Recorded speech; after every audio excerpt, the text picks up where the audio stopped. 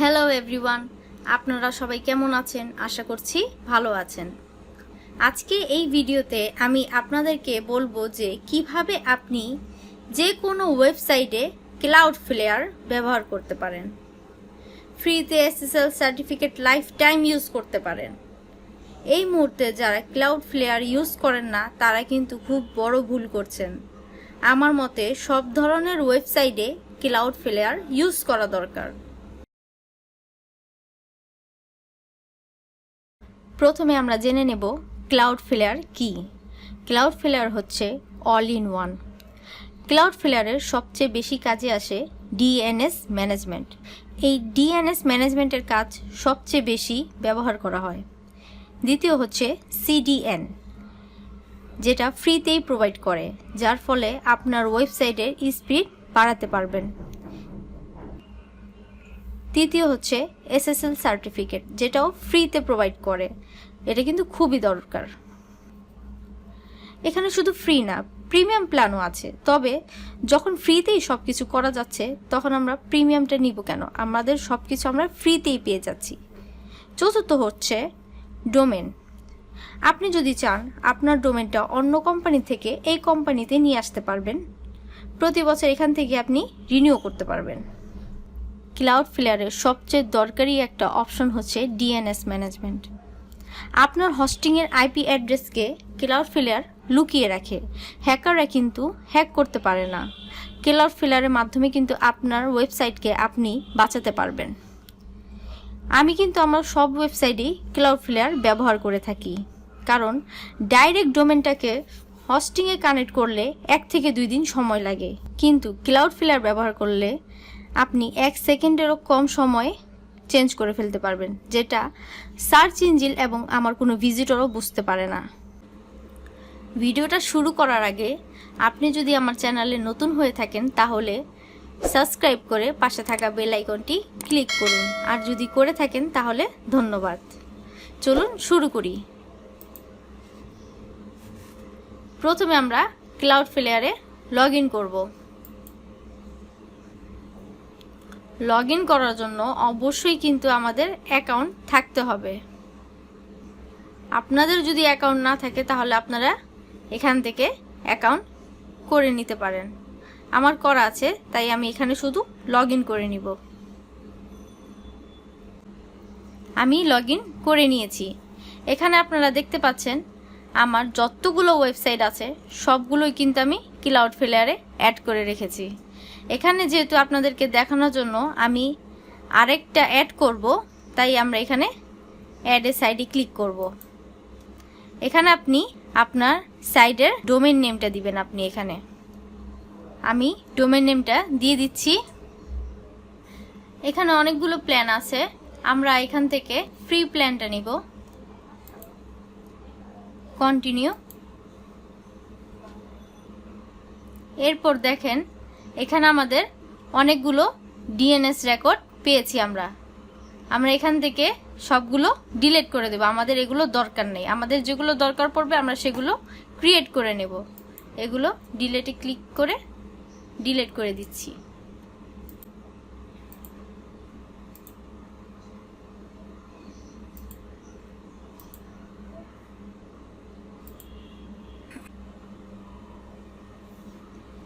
এখানে কিন্তু আমরা সবগুলো ডিলিট করে ফেলেছি। আমাদের যেগুলো দরকার আমরা শুধু সেইগুলো DNS তৈরি করে নেব। আপনাকে পুরো বুঝিয়ে দিব আপনি কিভাবে DNSটা ম্যানেজ করতে পারবেন। কন্টিনিউ। কনফার্ম। এখানে বলছে যেখানে আমার ডোমেন রেজিস্টার করা আছে ওখানে লগ ইন করতে হবে। এই দুটি নেম সার্ভার রিমুভ করতে হবে।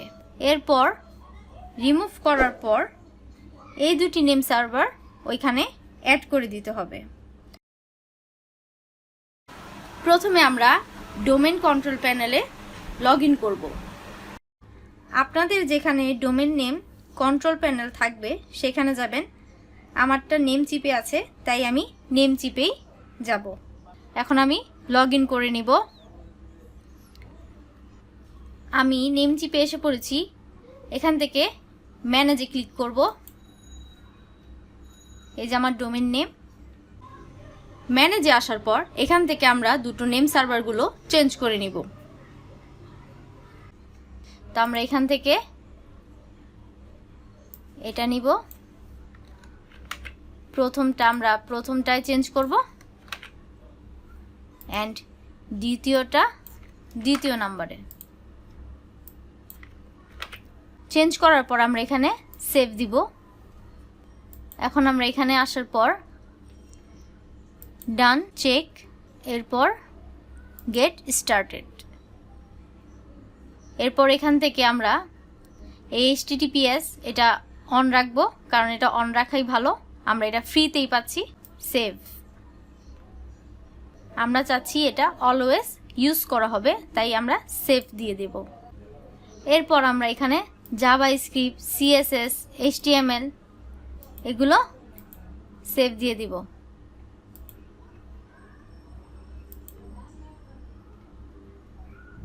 এরপর এটাও অন থাকবে। সেভ। ফিনিশ। আমরা কিন্তু কিছুক্ষণ অপেক্ষা করব ক্লাউডফ্লায়ারের সাথে আমাদের নেম চিপটা অ্যাড হলো কি না। অ্যাড হলেই আমরা বুঝতে পারবো, এবং আপনার ইমেলে একটি ইমেল যাবে যার মাধ্যমে আপনি বুঝতে পারবেন যে আপনার ক্লাউডফ্লায়ারের সাথে নেম চিপটা অ্যাড হয়ে গেছে। আমাদের এই কয়টা কিন্তু বেশি প্রয়োজন হয়, এগুলো কিন্তু আমরা ইউজ করে থাকি বেশিরভাগ। ওভারভিউতে আসার পর এখান থেকে আমরা ওভারভিউ দেখতে পারবো।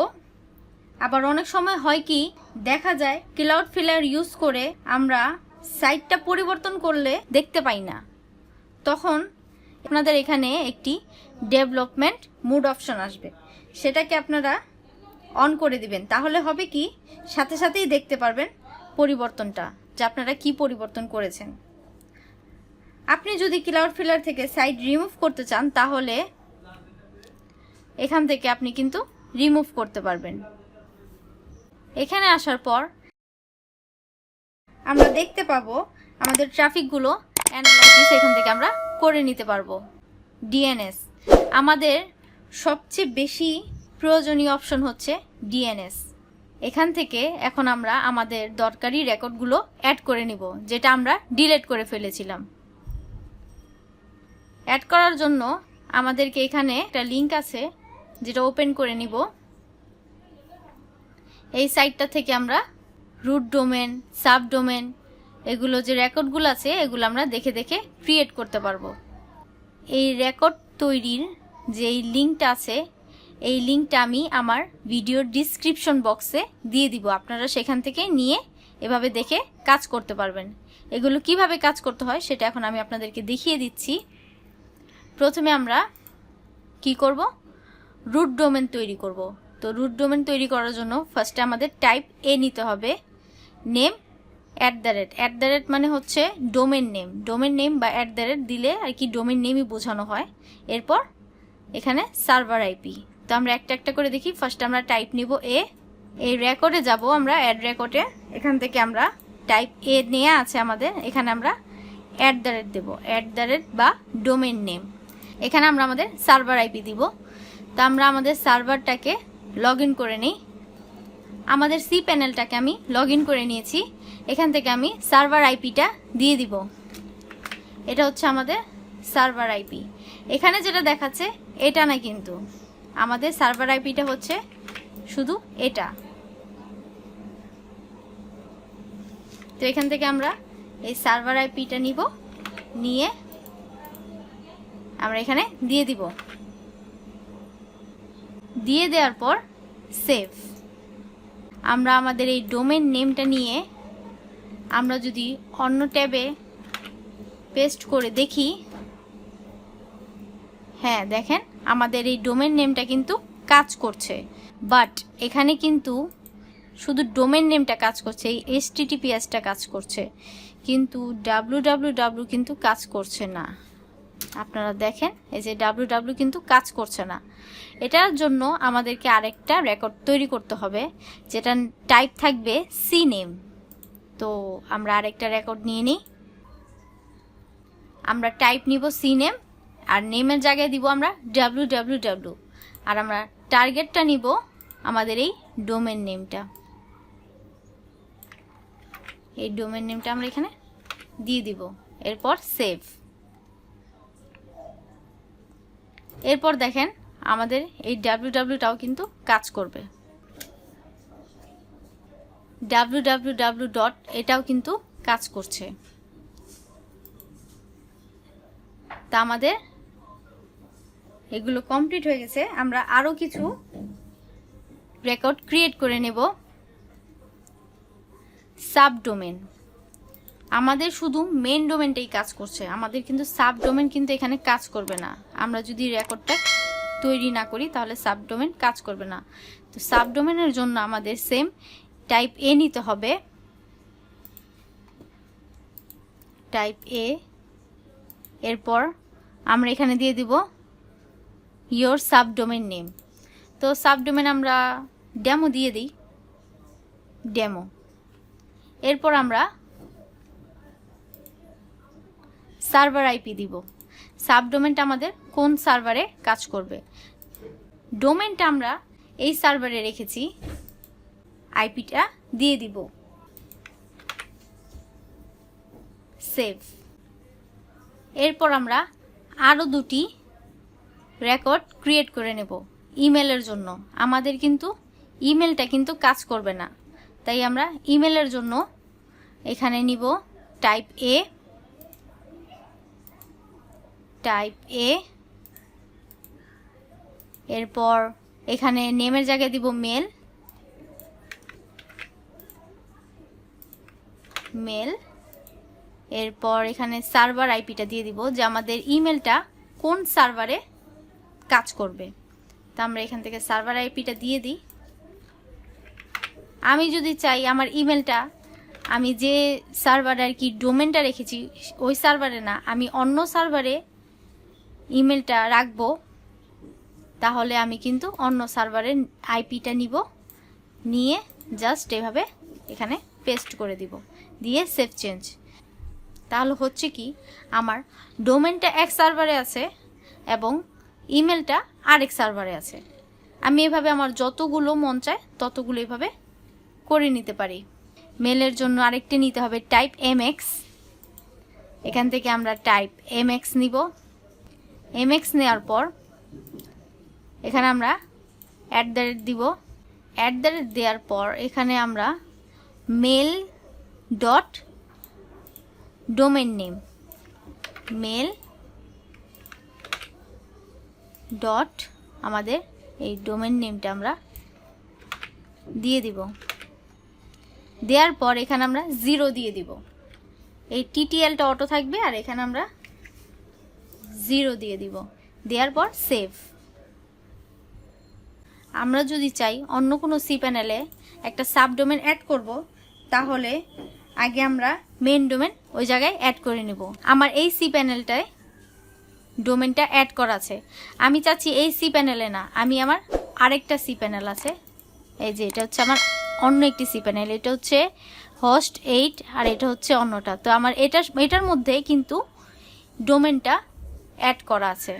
তো আমি চাচ্ছি আমার সাবডোমেনটা আমি এখানে অ্যাড করাবো। আমার সিস্টেম হবে এমন যে এক সি প্যানেলে ডোমেন থাকবে, আরেক সি প্যানেলে সাবডোমেন কাজ করবে, ওইভাবেও আমরা করতে পারি। তাহলে করার জন্য ফার্স্টে আমাদের এখান থেকে অ্যাড অন ডোমেনে গিয়ে আমাদের ডোমেনটা অ্যাড করাতে হবে। এই যে ডোমেনটা অ্যাড করাতে হবে। এই ধরনের সমস্যা আপনাদের অনেক সি প্যানেলেই করতে পারে। এখানে আমাদের প্রথমে হোস্টিংয়ের ডিএনএসটা ডোমেনে বসাতে হবে, তারপর আমরা ওই ডোমেনের সার্ভারটা অ্যাড করতে পারবো। আমাদের এখানে অপশনগুলো আছে, তাই আমরা প্রথম অপশনটা থেকে সমাধান করার চেষ্টা করব। এখানে একটি txt নামের রেকর্ড নিতে হবে। তা আমরা এখান থেকে অ্যাড রেকর্ডে যাব। যাওয়ার পর এখান থেকে txt এই রেকর্ডটা নিব। নেয়ার পর এখানে কোথায় গেল, এই যে আমাদের ডোমেন নেমটা ওখানে বসাতে হবে। আমরা এই ডোমেন নেমটা এখানে বসিয়ে দিব নেমে। এরপর এই কন্টেন্টটা নিয়ে আমরা কন্টেন্টের মধ্যে বসিয়ে দিব। এই যে আমরা কন্টেন্টটা বসিয়ে দিব, দেন সেভ দেওয়া হয়ে গেছে। এখন আমরা এখান থেকে এখানে ক্লিক করব।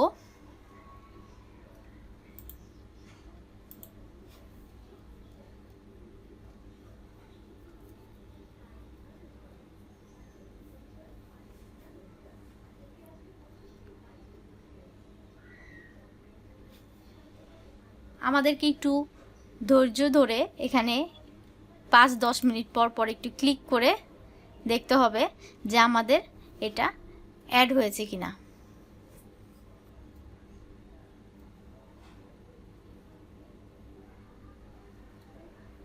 আমাদের ডোমেনটা যদি অ্যাড হয়ে যায়, এরপর আমরা এখানে এসে এই txt নামের রেকর্ডটা ডিলিট করে দিব।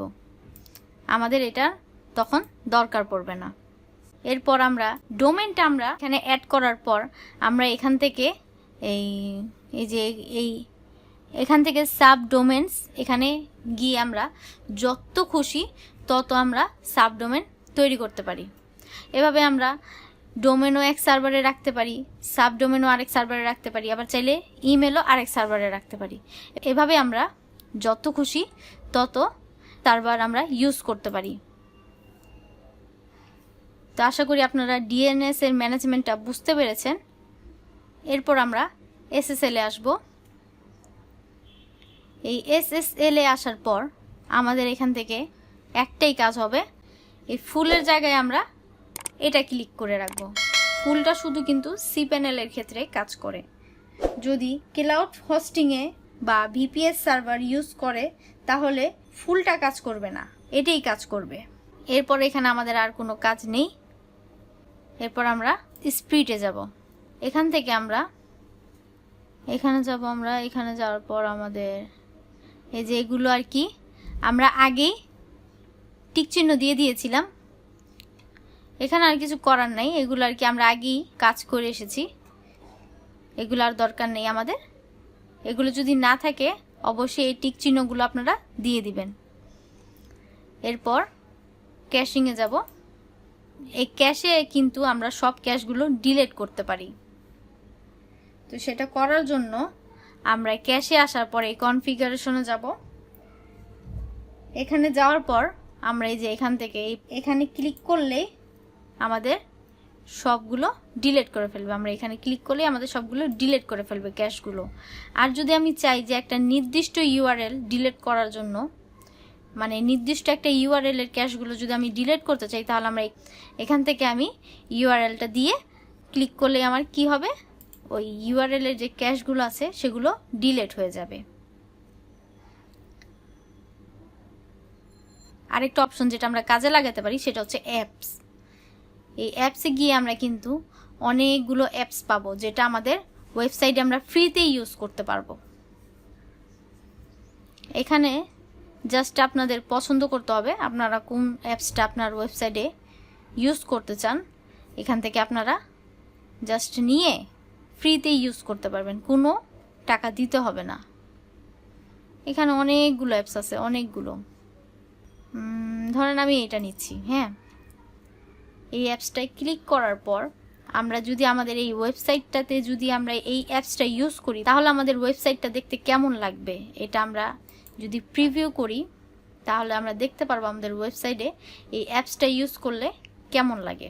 ওয়ার্ডপ্রেসে যদি আমাদের ওয়েবসাইট থাকে তাহলে কিন্তু আমরা ওয়ার্ডপ্রেসটা লগ ইন করা ছাড়াই এখান থেকেই কিন্তু অ্যাপসটা আমরা দেখতে পারবো, ইউজ করতে পারবো।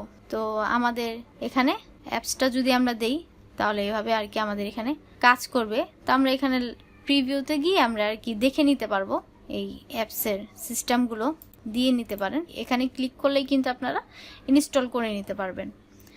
তো আমার ভিডিওটা আশা করি আপনাদেরকে বোঝাতে পেরেছি। ক্লাউডফ্লাওয়ার সম্পর্কে আপনাদের মনে যেগুলো আর কি সমস্যা ছিল, ইনশাল্লাহ আমি আশা করি বোঝাতে পেরেছি। আপনারা এই ভিডিওটা যদি পুরো দেখেন তাহলে ইনশাল্লাহ আপনি বুঝতে পারবেন যে আপনার কোথায় কোন সমস্যা হচ্ছে, কোন সমস্যায় আপনি পড়লে সমাধান পাবেন। তো আমার ভিডিওটা যদি আপনাদের কাছে ভালো লাগে তাহলে ভিডিওটাকে লাইক করবেন, শেয়ার করবেন, সাবস্ক্রাইব করবেন এবং পাশে থাকা বেল আইকনটি ক্লিক করবেন। আর নেক্সট ভিডিও আপনারা কোন সম্পর্কে দেখতে চান সেটা আমাকে অবশ্যই কমেন্ট বক্সে কমেন্ট করে জানাবেন। সবাইকে ধন্যবাদ। আল্লাহ হাফেজ।